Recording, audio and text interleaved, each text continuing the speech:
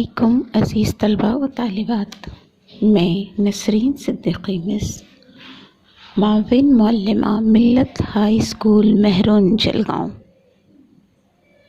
عزیز طلباء و طالبات، آپ جانتے ہیں کہ آپ کی درسی کتاب میں 2 حصے ہیں، ایک ہے حصہ نثر اور دوسرا ہے حصہ نظم۔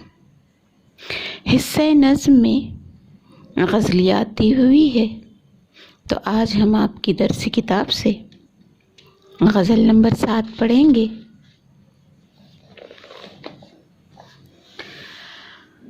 پیارے بچوں، آپ جانتے ہیں کہ بے شمار بلند پایہ ادیبوں اور شاعروں نے اردو زبان و ادب کی ترقی میں اپنی گراں قدر خدمات پیش کی۔ سخنوروں کے اس قافلے میں نہ صرف مرد حضرات بلکہ خواتین یعنی شاعرات کے نام بھی ہمیں نظر آتے ہیں۔ ان میں مہلقہ بائی چندہ، پروین شاکر، کشور ناہید، فہمیدہ ریاض، ادا جعفری، شفیق فاطمہ شیری، ساجدہ زیدی،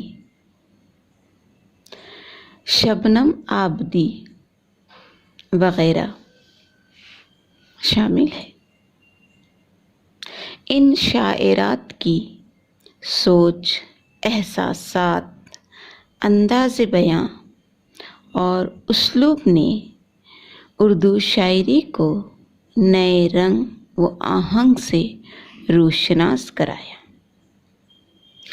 آج ہم جو غزل نمبر 7 پڑھ رہے ہیں عزیز طالبات، تو اس غزل کو شاعرہ ساجدہ زیدی نے لکھا ہے۔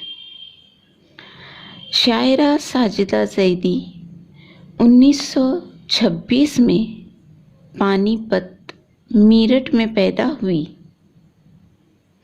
وہ ادیبہ، شاعرہ اور ماہر تعلیم بھی تھی۔ علی گڑھ مسلم یونیورسٹی کے شعبہ تعلیمات میں انہوں نے درس و تدریس کے فرائض انجام دیے۔ 11 مارچ 2011 کو دبئی میں ان کا انتقال ہوا۔